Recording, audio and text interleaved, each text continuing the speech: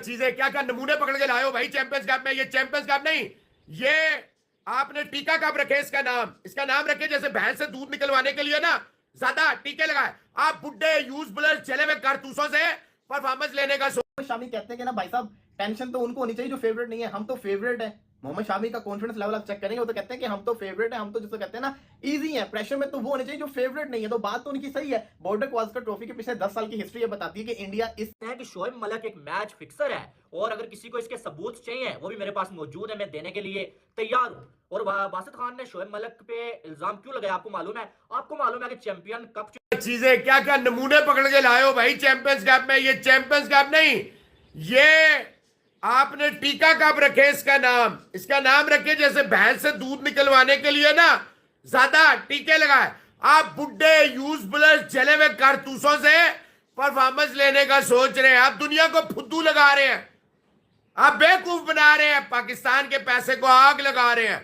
एक एक भाई का जरदारी, नवाज शरीफ, इन सबको पाकिस्तान भी छोड़ने पड़े। ये पाकिस्तान है मेरी जान। यहां आज आसमान तो सुबह नीचे तो जमीन के नीचे होते हैं। आगे तुम्हारी मर्जी है, मेरा तो काम है बताना ना। भाई रिव्यू सिस्टम क्यों नहीं रखा? इतना बड़ा कप करा रहे हो, करोड़ों रुपए जाया कर रहे हो, तो ये मतलब है अंपायर की मदद से जो डोमेस्टिक में तुम करते थे पूरी दुनिया देख रही है। बाबर के 76 रन वो आउट कितने पे था सारा नजर आ रहा है। इमामुल हक को कैसे आउट दे दिया गया। लोग बेवकूफ नहीं है। कौन से चले हुए नुमान और शदाब और हैदर अली और ये इनसे क्या निकाल रहे हो? निकालते रहो। मेमारो और ये तोड़ फोड़ वालों के हत्थे चढ़ गया पाकिस्तान क्रिकेट बोर्ड। किन निकम्मों के हाथ। इससे पहले भी बड़े बड़े आए, बड़े बड़ों ने पाकिस्तान क्रिकेट की तबाही और बर्बादी में, लेकिन जो इमरान खान ने अपना रोल डाला ना, मेरा नहीं ख्याल है पाकिस्तान की क्रिकेट हिस्ट्री में इतना खौफनाक एरा कभी आया था, आया है या कभी आएगा। पता नहीं मेरे बाद आ जाए तो आई डोंट नो, लेकिन ये एरा न कभी आया था न कभी आया है और शायद कभी आएगा भी नहीं। ओ भाई क्यों नहीं दे रहे? जब ये चैंपियंस ट्रॉफी तुम्हारे गले में हड्डी की तरह फंस गई है तो बाकी सीरीज का भी सोचते। ये फैसलाबाद में चैंपियंस कप की जगह टेस्ट मैच रख लेते, मौत पड़ती। मुल्तान से 2-3 घंटे का रास्ता था, अल्लाह अल्लाह खैर चला। अब यहाँ पे SCO समिट भी है, वो 15-16 का है। तुम पहला टेस्ट मैच यहाँ, दूसरा टेस्ट मैच यहाँ नहीं कर सकते। तो अब सोचो, अक्ल इस्तेमाल करो। वो अक्ल कहां से आएगी? अगर उन्होंने ICC को शिकायत कर दी, उन्होंने कहा ये निकम्मे निकट्टू है, हमें बता ही नहीं रहे, हमारी ब्राह्मी आर्मी ने आना है, हमारे लोगों ने आना है, हमारी टीम ने आना है, तो क्या होगा? वो होगा ये कि इनको पता नहीं है। जब निकम्मों के हाथ में, गंजे के हाथ में नाखून देंगे, वो अपना सर जो है, टींड जो है ना, वो नोच नोच के गंजी कर देगा। That's it. पाकिस्तान टीम वो तो चढ़ दौड़ा।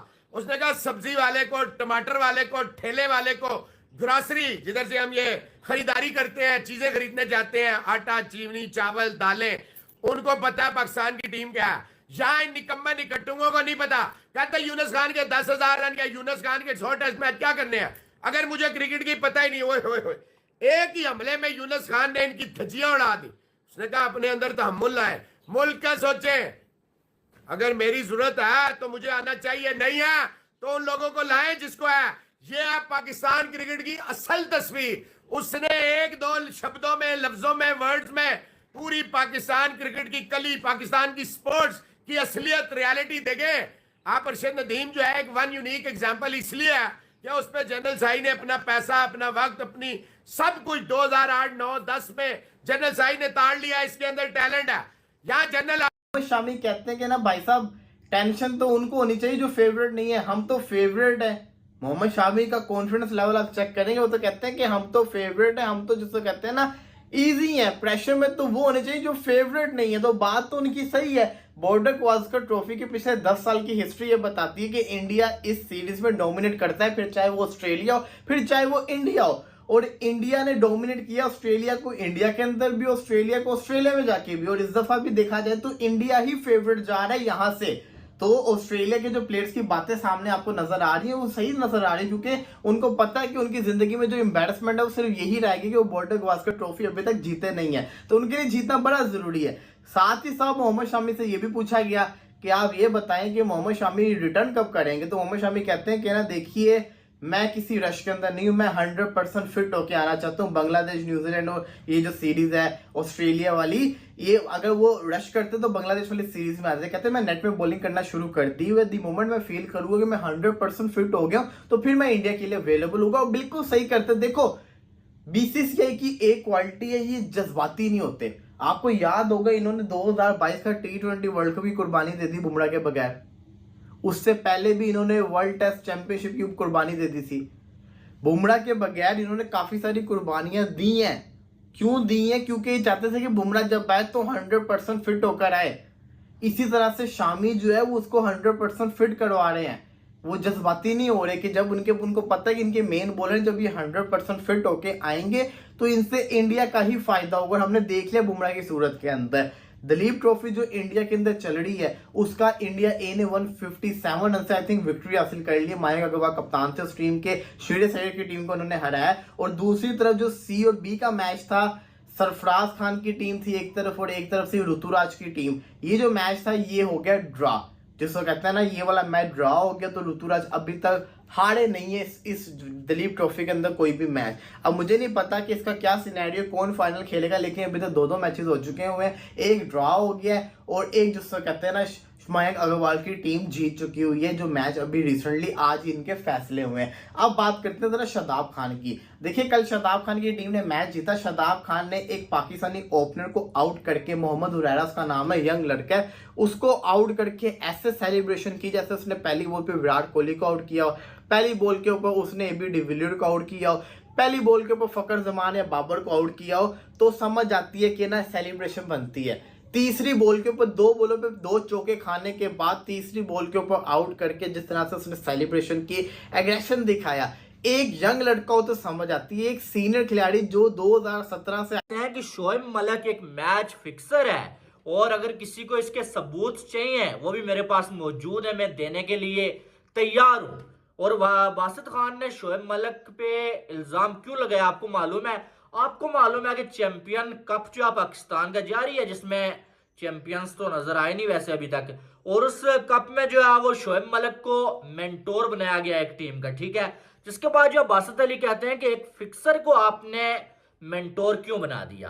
क्या आप फिक्सर ही बाकी रह गए हैं पाकिस्तान क्रिकेट बोर्ड में जॉब करने के लिए?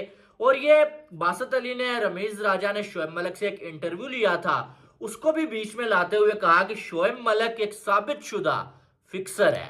और मैं आपको एक बात बता दूं कि शोएब मलिक पर यह इल्जाम पहली बार नहीं लगा है। 2005 में जो है वो डोमेस्टिक का एक मैच हो रहा था और उसमें अगर देखा जाए तो शोएब मलिक और साथ में जो है वो क्या नाम है, कराची और सियालकोट का मैच था। और शोएब मलिक की टीम जब बैटिंग कर रही थी उसे जो है तकरीबन कोई जो है वो 4 ओवर्स में 25 रन जीतने के लिए चाहिए थे और शोएब मलिक 50 बना चुके थे और जनाब जो है वो 4 ओवर्स में 25 रन नहीं बना सके थे, क्रीज पर खड़े होने के बावजूद नहीं बना सके थे। और अगर देखा जाए तो शोएब मलिक ने उस मैच में 53 बॉलों पे जो है कोई मेरे ख्याल में 88 रन बनाए हुए थे। और तब अगर देखा जाए ना तो शोएब मलिक क्रीज पर खड़े रहे और उनकी टीम मैच हार गई और जो है कोई जो है वो 4 ओवर्स में 25 रन नहीं बना सके थे।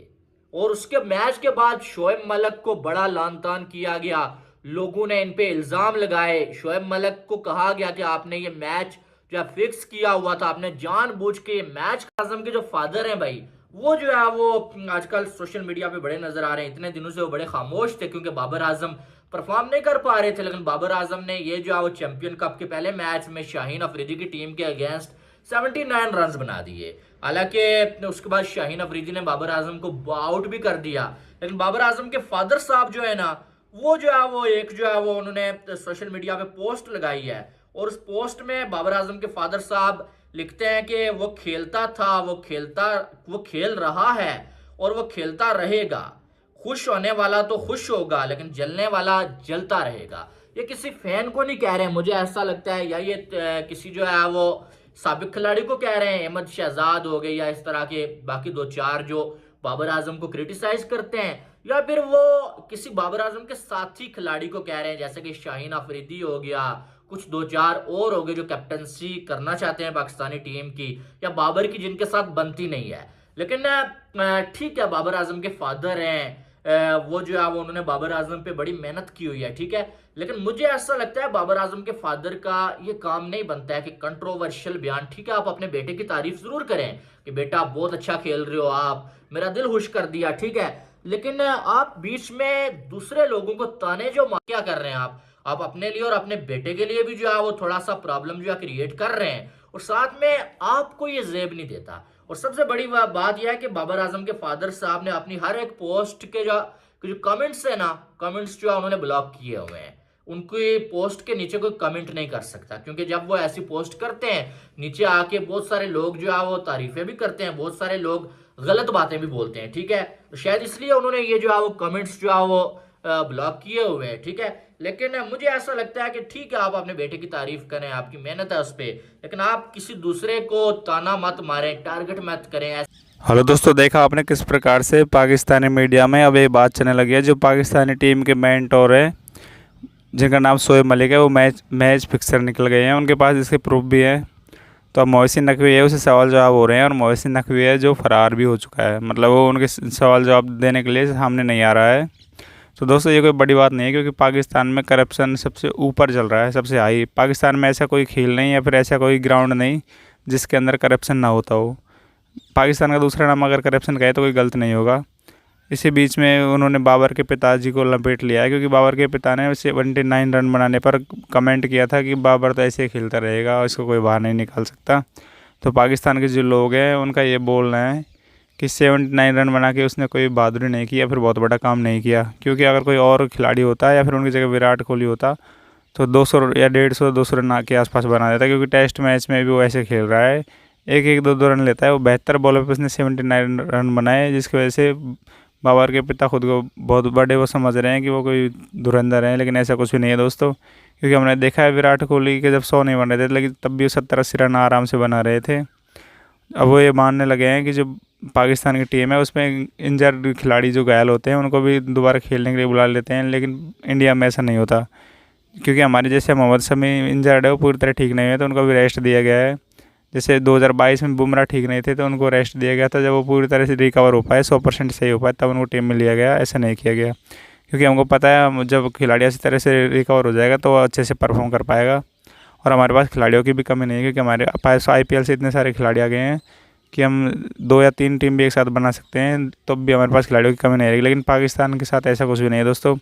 पाकिस्तान में एक होता है PSL, जिसको कुछ भी बोल दो, वो नाम का ही PSL, वरना उसमें कुछ होता है नहीं।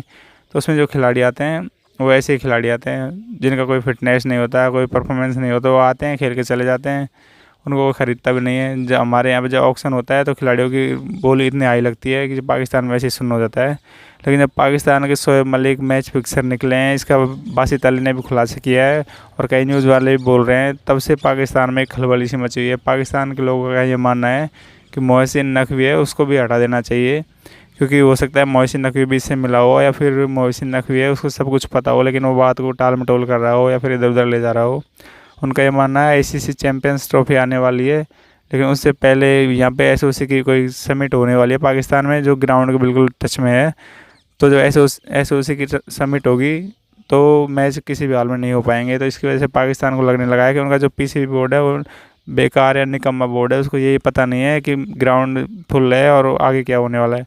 वीडियो अच्छी लगे तो लाइक शेयर सब्सक्राइब करें, चैनल पर पहली बार आए तो हमसे जुड़ें और विराट कोहली को लाइक करते हैं तो वीडियो शेयर करें।